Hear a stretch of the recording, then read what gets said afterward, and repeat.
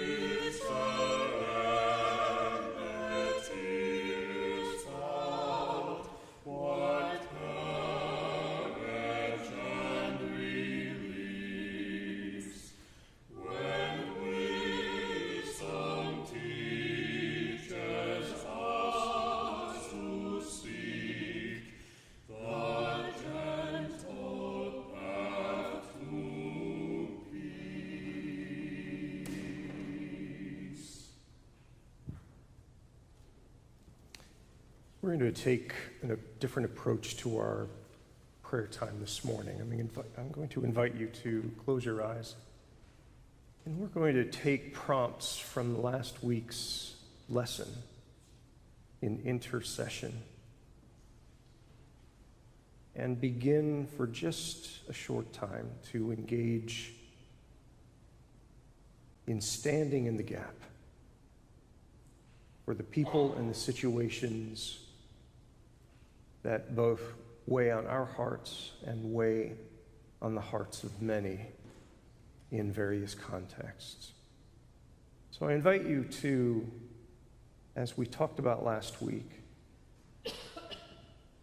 put yourself in a space in your mind and see God in front of you.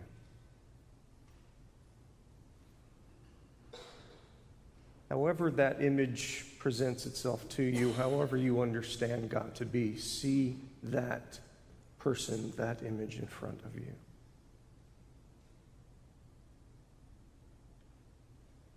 And then think of someone that is personal to you, someone in your family, someone at work, someone in your neighborhood, someone you know well, and carry a burden for. See them step behind you. And as you are positioned between them and God,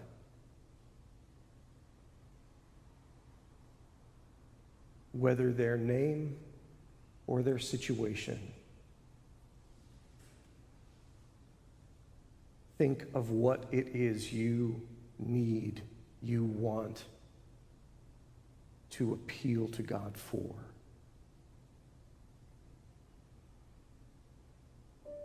And this might be more challenging for those who are the shyer among us today, but I'm going to invite you to step outside of your comfort zone for each of the moments and different situations that we engage these prompts. And I'm going to invite you out loud, just with one or two words, to name that person or situation that you are appealing to God for now. Please name them now, all together.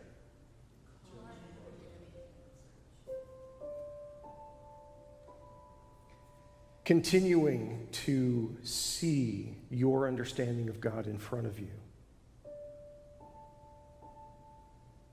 But now the person behind you is replaced by people or a situation in our city. Imagine yourself somewhere standing at the intersection of one of our streets, or in a field, at a workplace. And in front of you is God, and behind you are the people or the situation that you acknowledge a burden for, that needs God's intervention.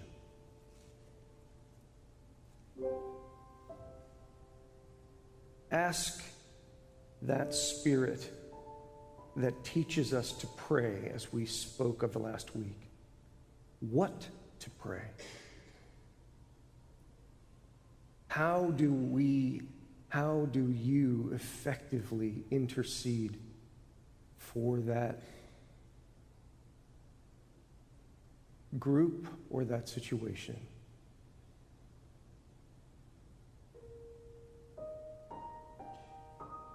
And now, together, name that to God.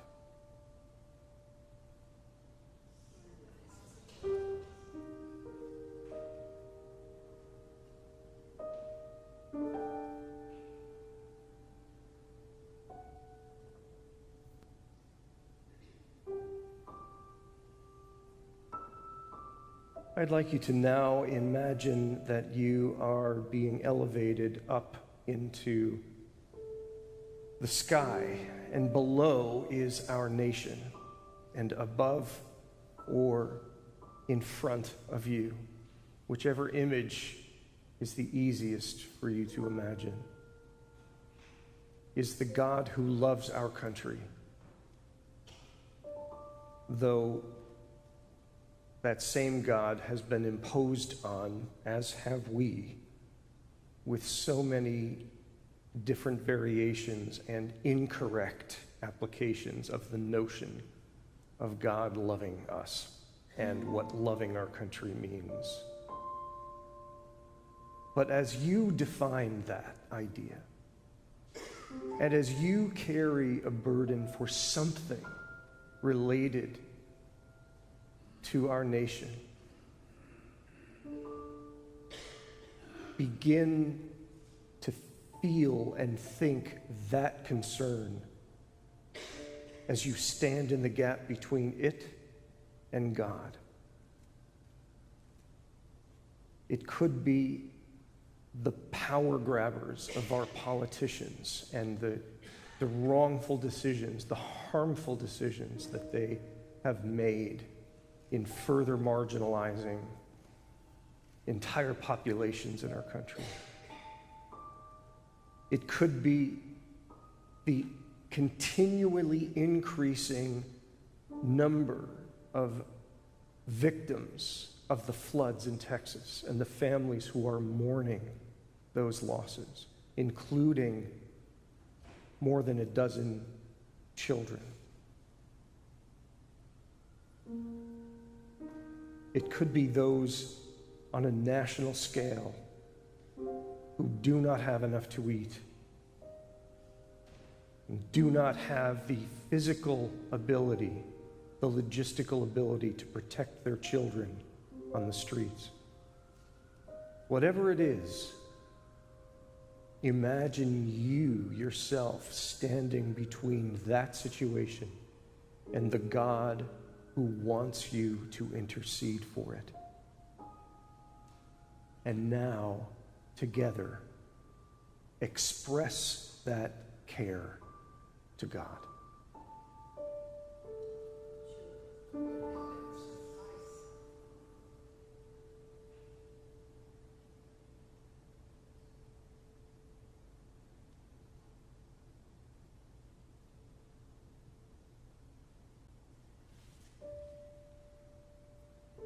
And finally, take yourself higher. Imagine yourself elevating higher into the atmosphere above our globe and see the various situations in our world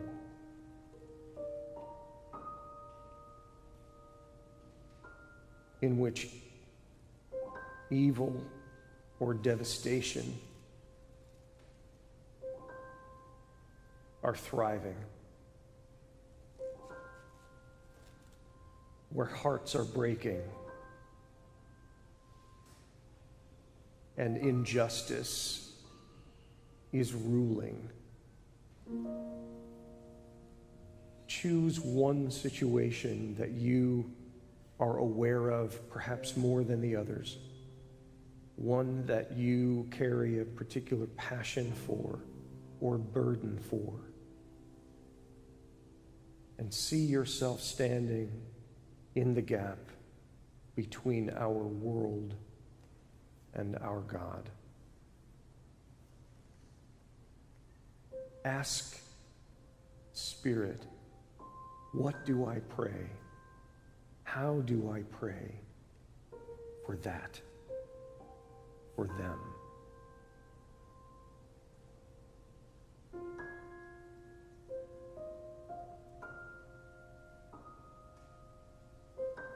And then, in your own words,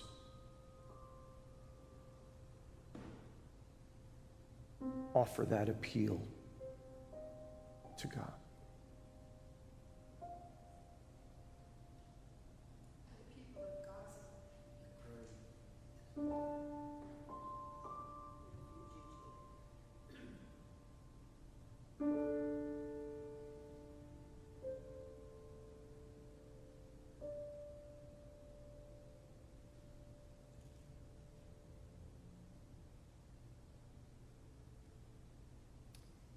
As we hold all of these things up to God,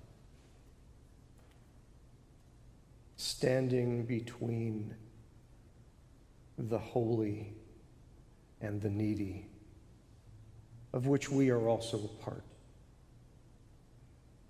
And as we close this time of prayer, I invite you to join in saying our collective prayer together.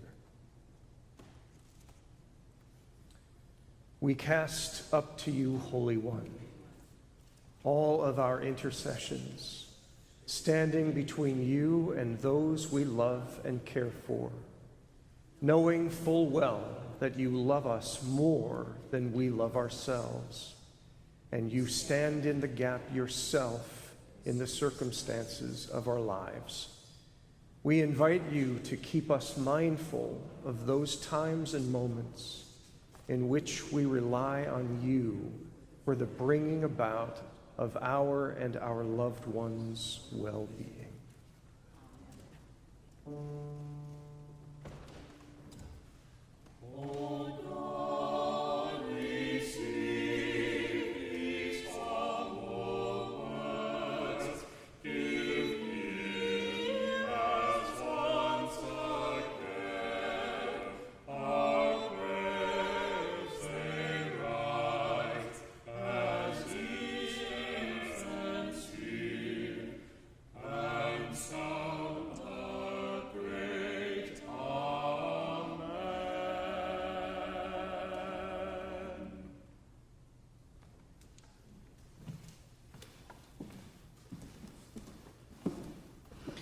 Our first reading this morning comes from the 2 Corinthians chapter 3.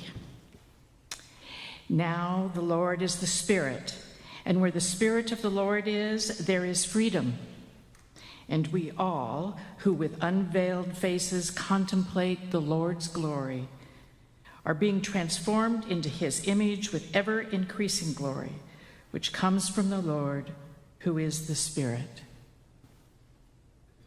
The second reading is from the book of 1 Kings, chapter 19. The Lord asked Elijah, "Why are you here?" And he replied, "I have been very zealous for the Lord God. The Israelites have rejected your covenant, torn down your altars, and put your prophets to death with the sword. I am the only one left, and now they are trying to kill me too." And the Lord said, "Go out and stand on the mountain in my presence, for I am about to pass by." Then a great and powerful wind tore the mountain apart and shattered the rocks before the Lord. But the Lord was not in the wind. After the wind, there was an earthquake, but the Lord was not in the earthquake. After the earthquake came a fire, but the Lord was not in the fire. And after the fire came a gentle whisper.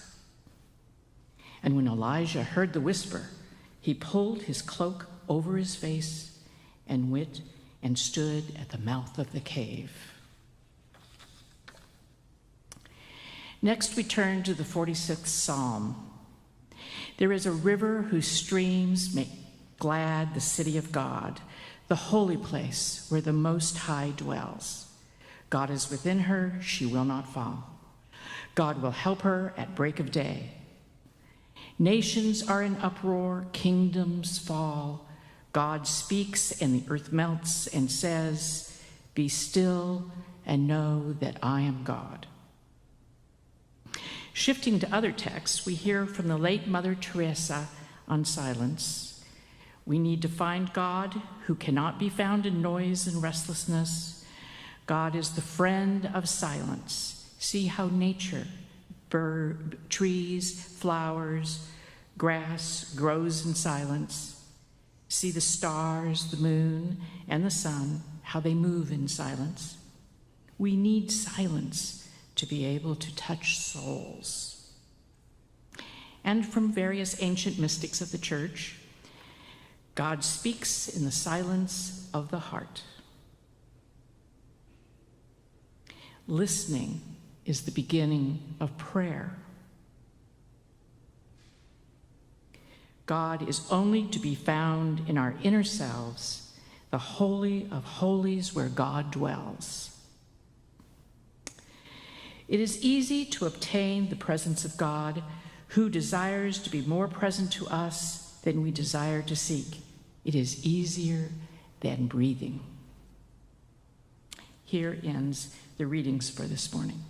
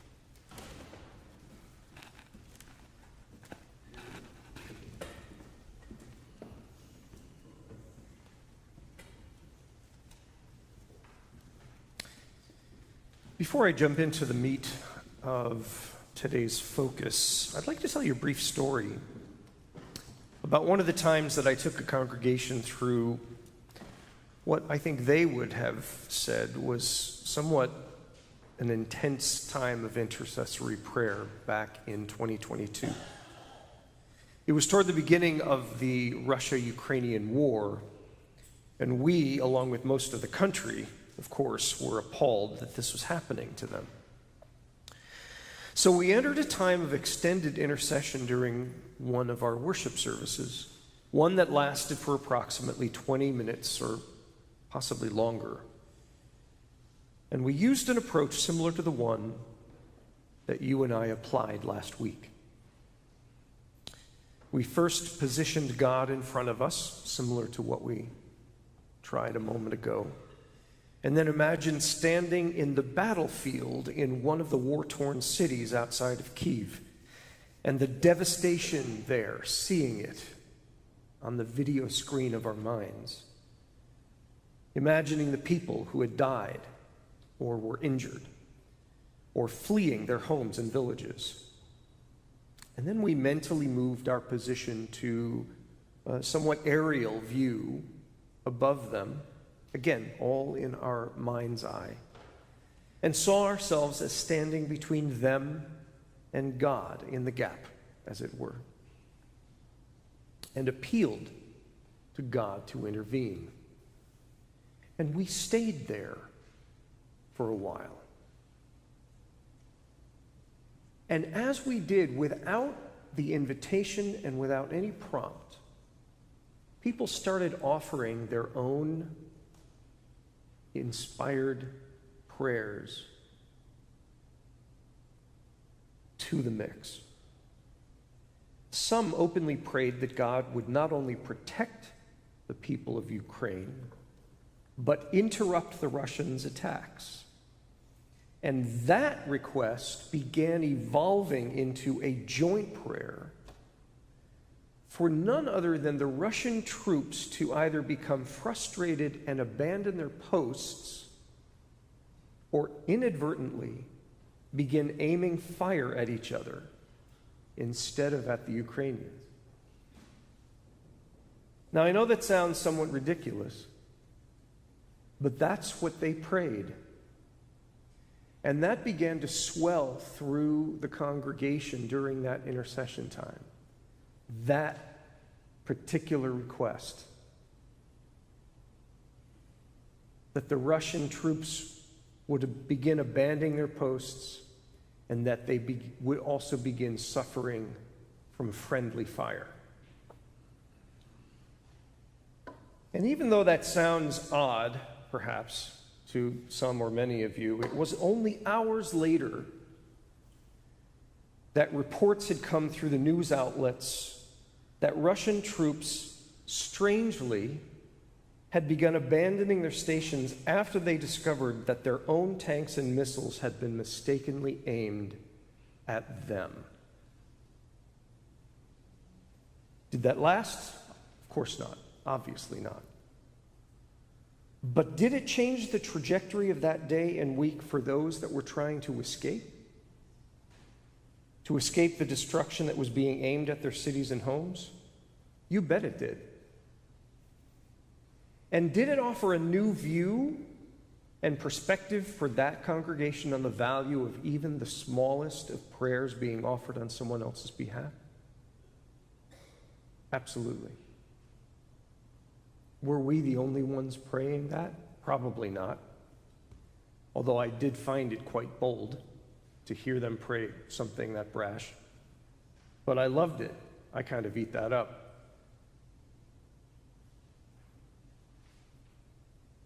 Did our congregation at that time help bring that to pass? I don't know, but the timing was too strange to forget it anyway, and I never have. So let's shift to today. And as we continue in our Praxis of Prayer series, we are moving today into one of the most enigmatic and yet also the more widely practiced forms of prayer than most, if not all of the others that we will study, at least on a global scale. And that is contemplative prayer. I say it's more widely practiced because this particular approach to the discipline of praying is embraced by not only most of the various branches of the sects of the Christian faith, it is practiced by groups within all of the Abrahamic faiths. And using different terminology, it's used by Buddhist and Hindu practitioners, even those within them that hail to no particular religious belief or system at all. Within our focus today, we will see how contemplative prayer, and I'll give that a hopefully fairly coherent definition in a moment, how it's woven into our experience of God and spiritual life. The term contemplation has several nuanced meanings, depending on the source as well as what the motivation is for its use. And Christian contemplation has its roots going back as far as the 3rd century. The Roman Catholic Church, the first expression of Christianity to have an official collective adaptation of it, today defines it as, quote, a form of wordless prayer in which mind and heart focus on God's goodness and the mysteries of life in loving adoration. Its first encounters, Rome's first encounters with this type of prayer, however, caused the church hierarchy to react with repulsion. And they began throwing anyone who practiced it into prison. Yay. Aren't you lucky? We're doing a study on prayer. Their claim was that it was far too similar to a contemporary practice of the time called quietism. Quietism, which was a version of contemplation that was condemned by the church publicly, officially, because in their minds it exalted silence over vocalized prayer and prioritized inner reflection over mission and action. And they could never see those two things having equal worth at the time. In today's vernacular, they would probably have described it as New Age and heresy. But contemplation was practiced long before Rome became the church's center in the middle of the first millennium, and upon its rejection, began to find its way into non-Roman break-offs of Christian practice and faith, and was defined as, quote, looking at God in silence. It was eventually accredited to and then actually prescribed by a brand of monks and ascetics who were later identified as Christian mystics. It's probably the term we're most familiar with today. And basically, those that strongly believed that the purpose of humanity's existence, as well as its primary vehicle for having a positive impact on the world, was going to come from knowing God intimately. And one did that through the practice of deep prayer, silent or otherwise. A further irony emerged when two of those mystics who were thrown into prison, Jean-Pierre de Caussade and Saint Teresa of Avila, wrote that the closer the soul draws to God, the farther it travels from its own wishes. And that in this way, the influence of one's passions, selfish passions, diminishes. And it brings the soul to a point in which it seeks nothing but to please God. The church's objection to this kind of prayer at that point became empty and baseless. Probably goes without saying. And it was Ignatius of Loyola, later ascribed as the founding monk of the Jesuit order and author of the Ignatian Exercises, which was a new approach to meditative prayer, which we're going to look at in the weeks to come. It was he who somewhat succeeded in convincing the Pope at the time and his own fellow colleagues to pull back from their criticism of contemplative prayer just enough to allow it space to prove itself as a viable Christian practice. And he succeeded. Becoming one with God was the idea of this practice, and was hailed by some as deeply devout and by others as still grossly heretical.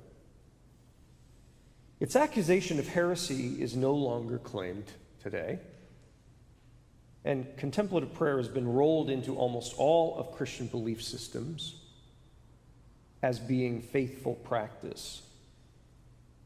Now, contemplation's Buddhist counterpart, mindfulness meditation, is defined like this, quote, a heightened mental state of awareness achieved by focusing on the present moment, slowing down thoughts, and calmly acknowledging one's feelings and thoughts and physical senses. The main difference between the two is that contemplative prayer aims that focus precisely on the person of God and how God is being experienced, but goes beyond that, actually, to how God might want to alter that perception that we have, augment it or completely flip it on its head. The end objective is to create and provide the practitioner with a heightened sense of connection with the holy, as that idea continues to morph and change through the person's practice. But with this particular approach, it is done strictly through silence. There's no vocalized petition, no requests, not even conversation like we've dabbled with a few weeks ago. It is, as Paul said, which we heard moments ago, beholding God's form and contemplating God's image. And as we do, he said, being transformed into that same image through the Spirit. Christian mystics, which spanned more than 8 centuries, concluded the same thing. That truly knowing God requires several different types of communication with that God, but the one that truly merges a person with that Spirit is contemplation. Fusing the prayer with God in those moments of silence, as if they were one person. And from Meister Eckhart to Jean Bouvier-Guion to Mother Teresa, spanning 7 centuries, we heard reflections from their own faith journeys just a few moments ago. God speaks in the silence of the heart. Listening is the beginning of prayer, not speaking. God is only to be found in our inner souls, the Holy of Holies, where God dwells. God desires to be more present to us than we desire to seek God. And in that sense is easier than breathing. I think for some of us that might be difficult to imagine. And finally, as you come in the presence of God, one of them said, remain in respectful silence for an extended while and simply enjoy God. And this idea of oneness with God isn't far from what Jesus prayed toward the end of his life. That his followers would become one with God, even as he claimed to be. Contemplative prayer is about silence, and therefore it's about listening. And again, this is not intercession and it's not conversation. Though I will say that as you go deeper into it, you may begin hearing God's voice softly permeating that silence, similar to the experience of Elijah that we heard read, who, when feeling God was far away, was offered several dramatic gestures by God in order to get his attention. But with each one, the writings tell us that God was not in them until the 4th gesture, a quiet breeze that settled in on him in that cave. And at that point, he knew God had arrived. And for those of us with kind of goal-driven personalities, the goal of this approach to prayer is to hear or somehow experience that whisper, that still, quiet voice, and to encounter God in the quiet of silence, to both meet and to ascertain God's thoughts,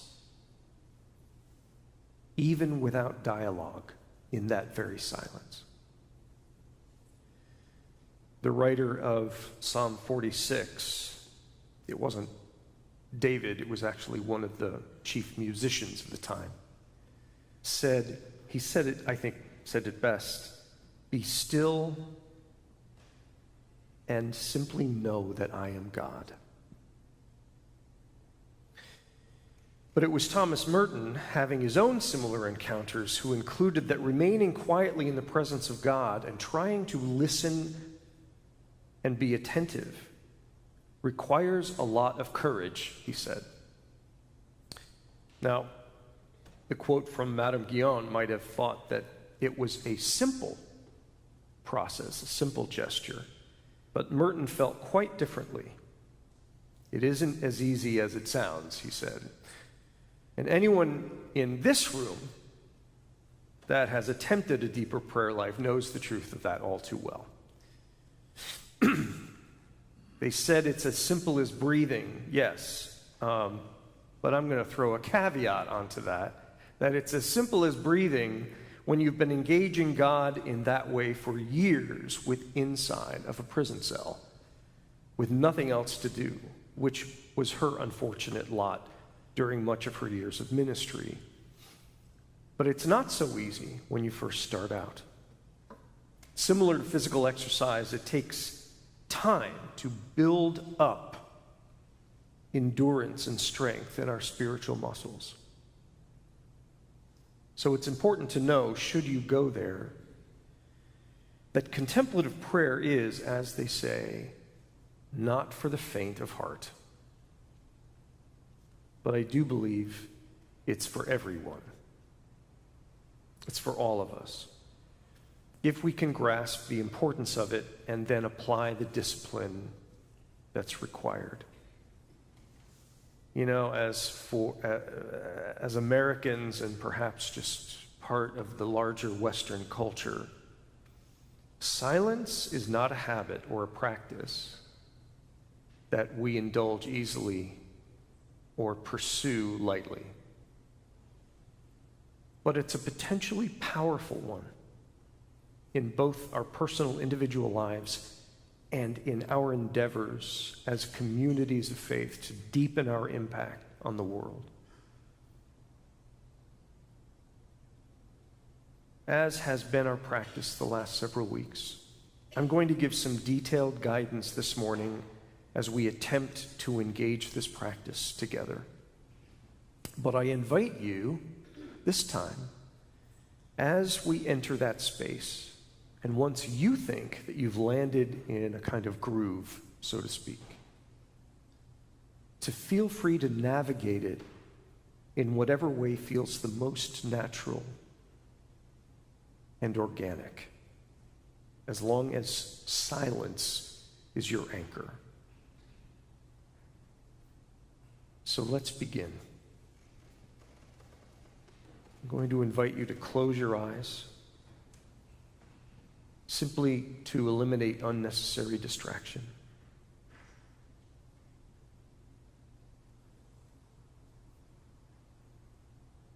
Make sure that you are physically comfortable. Adjust as you need to. And then in that place, in that position, begin to breathe in deeply but slowly.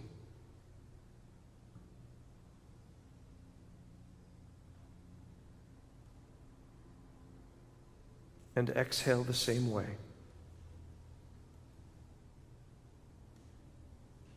We're not going to make breathing the focus of what we do, but it does help change the speed with which we feel like we are acting in the moment. Breathing in more deeply than we usually do, and more slowly. And exhaling the same way. Repeat this a few times at your own pace.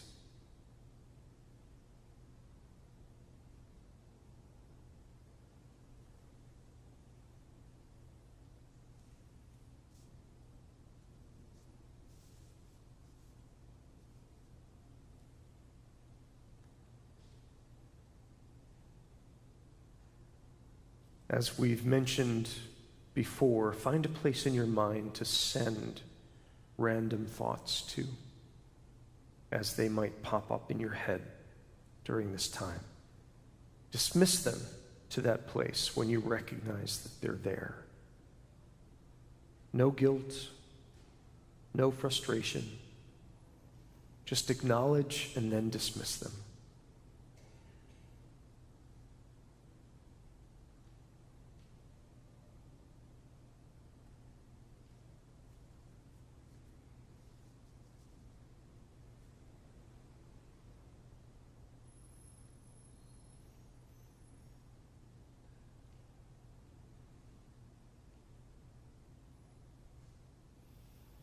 And now, unlike what we have done before, this time, don't try to imagine God's image in front of you or try to pull it into the forefront of your mind. Today, instead, simply invite God in your own thoughts to draw near, to come close to you. God has given a promise to us to do that, so don't be shy about asking. Ask God to come near and to sit with you.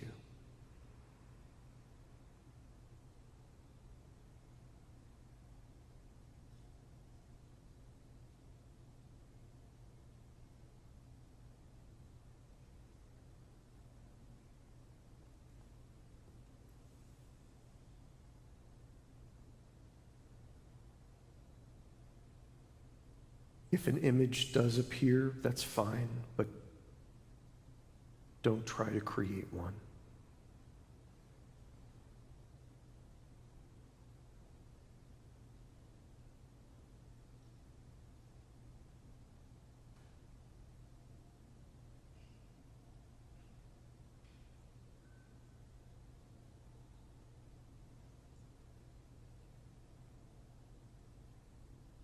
Even without any image in your mind, God is there with you.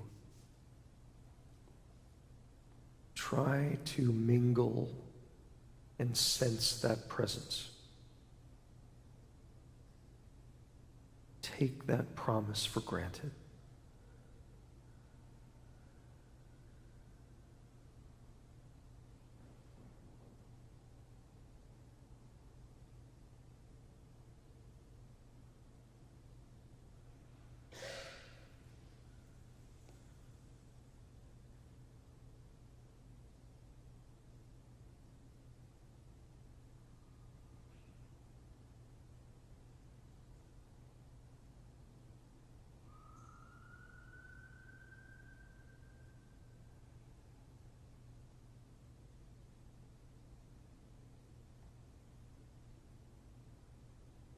Sitting silently, just focus on being with that presence.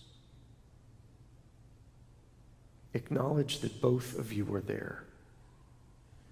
No requests, no conversation, unless perhaps God initiates it, which is possible. Just sit and embrace the silence and listen.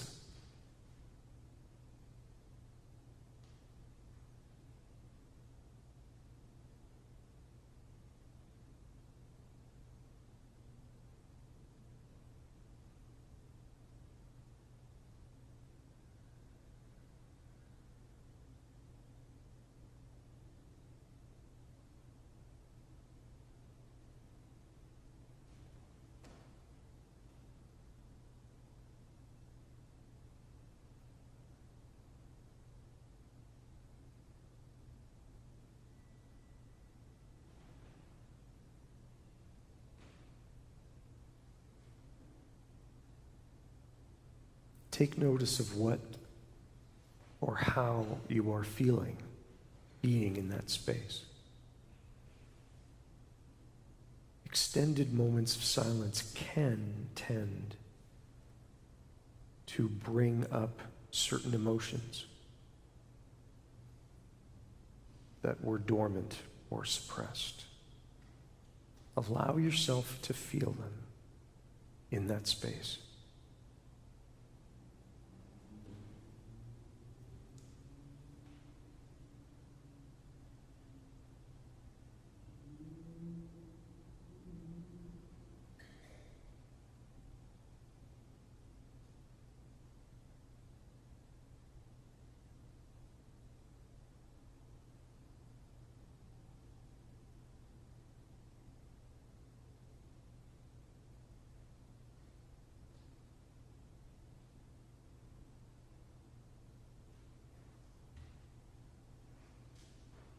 While words may sometimes come into your mind, oftentimes they will not.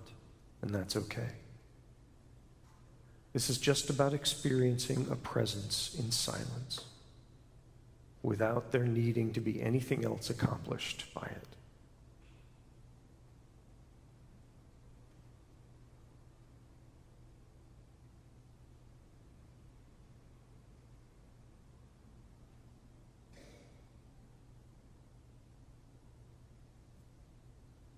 If an image does form, simply acknowledge it. Relate to it. Listen to it.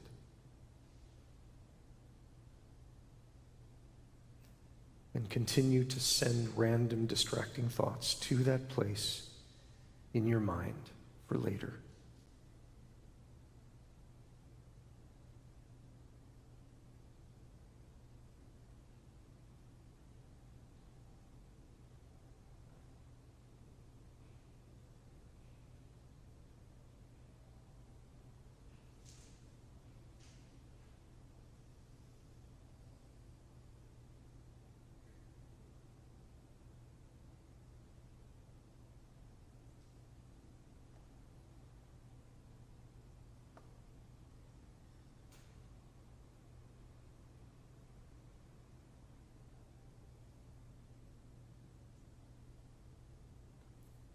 If God does say something, just listen. God knows your intention here today and most likely is not expecting you to reply or engage in a dialogue. So just listen.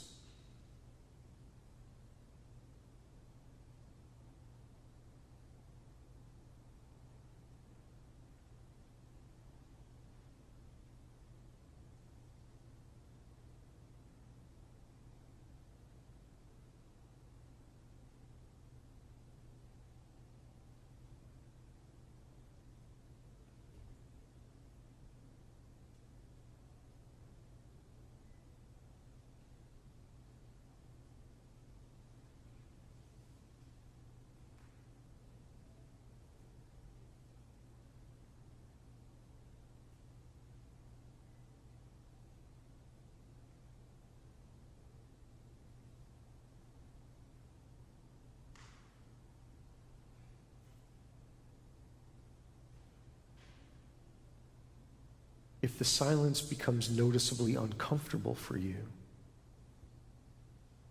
take notice of that. Don't do anything about it. Don't let it change your course, but notice it. And then pull in closer to it. Refuse to be distracted by your discomfort. Lean into the silence all the more.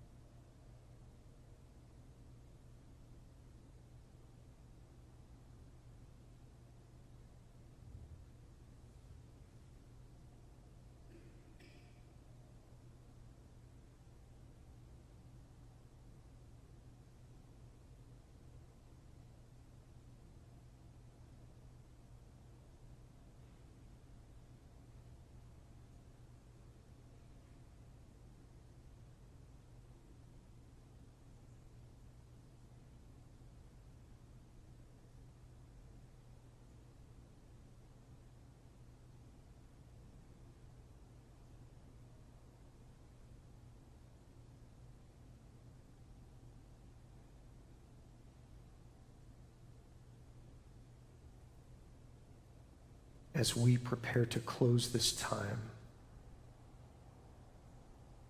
with your eyes still closed, acknowledge God is there with you once more.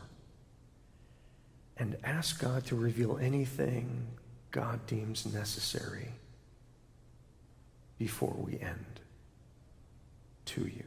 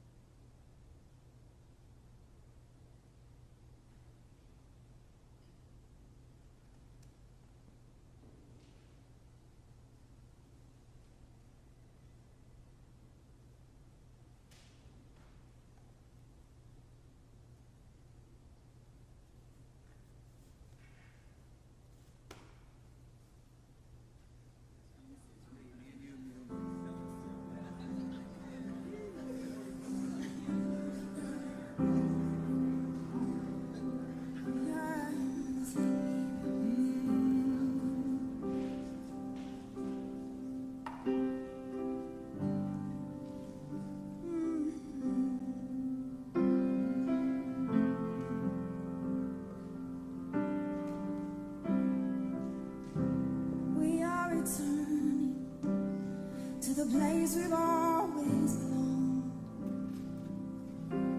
right here. Take me back to the garden, lead me back to the moment I heard your voice. Take me back to communion, lead me back to the moment I saw your face, and it was all so simple. It was easy to love. No space between us. It was easy to trust, 'cause you are closer, closer than my skin. And you are in the air I'm breathing in. Yes, you are.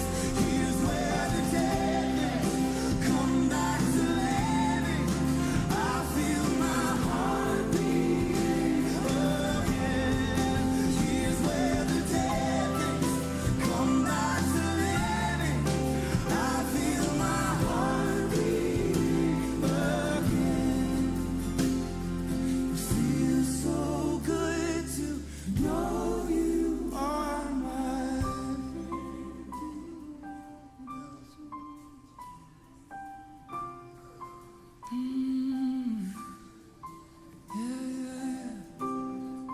didn't know I could have a friend like you.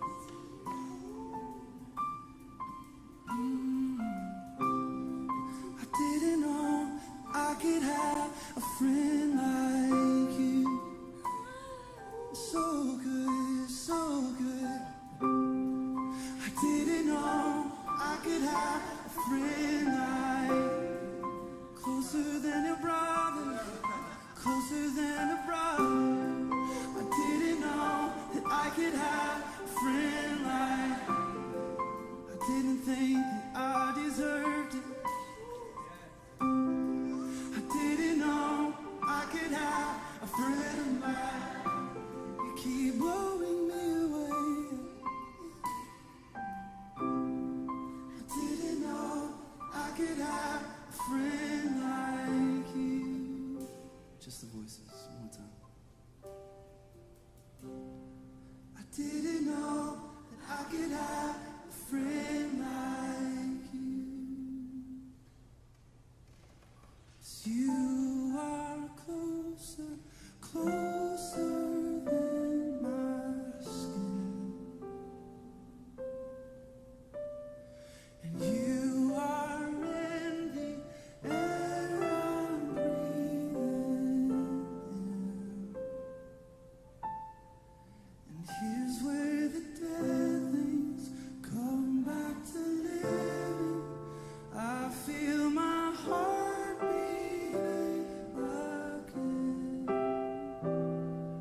It feels so good to know you are my friend.